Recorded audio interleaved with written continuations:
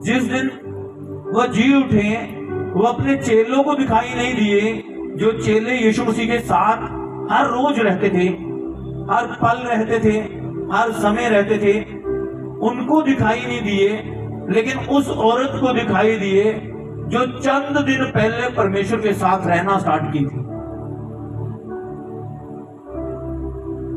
कारण क्या था? उस समय वो सबसे घटिया औरत पाई गई थी, सबसे ज्यादा शर्मिंदगी उसके ऊपर थी। पखे बंद कर दे 10 मिनट सारे। सबसे ज्यादा शर्मिंदगी किसके ऊपर थी? मरियम के ऊपर। सबसे ज्यादा लज्जा किसके ऊपर थी? मरियम के ऊपर। और सबसे नीच औरत कौन गिनी गई थी? मरियम। यही कारण था कि परमेश्वर, अब सुनो, परमेश्वर को चेलों को दिखना चाहिए था या उस नीच औरत को दिखना चाहिए था? बताओ बताओ, किसको दिखना चाहिए था? आप सभी रट पकड़ कर बोल रहे हो। एक ने बोला चेलों को, सभी बोल रहे चेलों को। बाइबल कहती जो चेले थे, जब यीशु क्रूस के ऊपर चढ़ाए जा रहे थे, चेले भाग निकले थे और मुकरना स्टार्ट कर चुके थे। वो विश्वास चेलों में नहीं पाया गया था जो मरियम के बीच पाया गया था। और यही कारण था, जब परमेश्वर जी उठे और मरियम को दिखाई दिए, उसका कारण क्या था?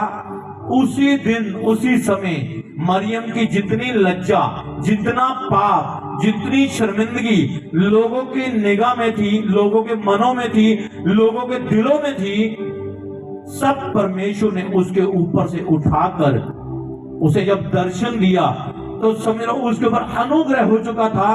पाप सदा के लिए उसके जीवन से, लज्जा सदा के लिए उसके जीवन से खत्म हो चुकी थी। और आज भी परमेश्वर उन्हीं लोगों के जीवन में काम करता है जो अपने आप को नीच, जो अपने आप को तुच्छ, जो अपने आप को जीरो समझते हैं, जो मोहल्ले में जिनकी वैल्यू नहीं, रिश्तेदारी में जिनकी वैल्यू नहीं, जो नशे में, जो पाप में है, उन्हीं को ही परमेश्वर चुनता है और अपना अनुग्रह उनके ऊपर करता है और उनकी लज्जा को खत्म करता है। सब बोलो आमीन। और मेरा ये विश्वास है प्रभु के वचन के द्वारा, आज आपकी सारी लज्जा, सारे कर्ज, सारे श्राप यीशु मसीह के नाम में खत्म हो चुके हैं। आमीन ऊंचा चाहिए कलीसिया, आमीन हाथों को उठाकर चाहिए चर्च यीशु मसीह के नाम में। हालेलुया।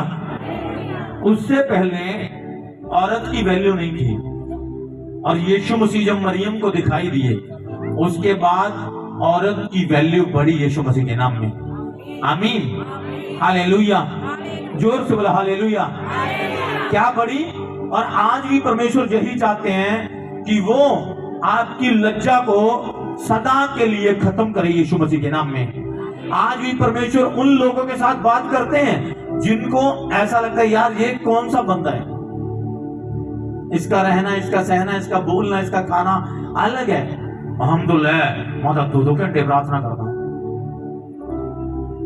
तो बाइबल कहती पतरस मुकर गया। थोमा ने कहा अगर तू जी उठा तो मैं तेरी हाथों में उंगली डालकर देखना चाहता हूं।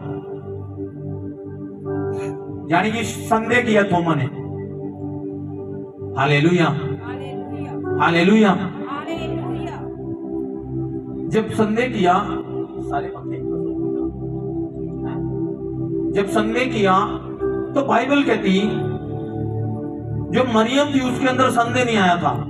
जब हम मत्ती 28 को पढ़ते हैं तो बाइबल कहती सब्त का दिन था और जब मरियम मगदलीनी और दूसरी मरियम गई कब्र के पास, बाइबल कहती तब स्वर्गदूत स्वर्ग से उतरा और बड़ा उजाला हो गया और वो बोला तुम उसे मुर्दों में ढूंढती हो, वो मुर्दों में नहीं है, वो मुर्दों में से जी उठा यीशु मसीह के नाम में। आमीन हो चाहिए कलीसिया।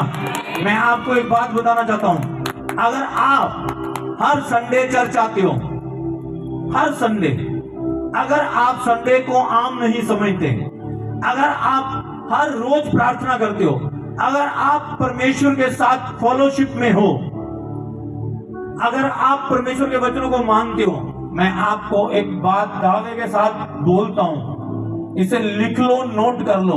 आज के बाद आपकी शर्मिंदगियां खत्म है यीशु मसीह के नाम में, खत्म है यीशु के नाम में। आमीन। उठा जाइए कलीसिया, जोर से बोला हालेलुया।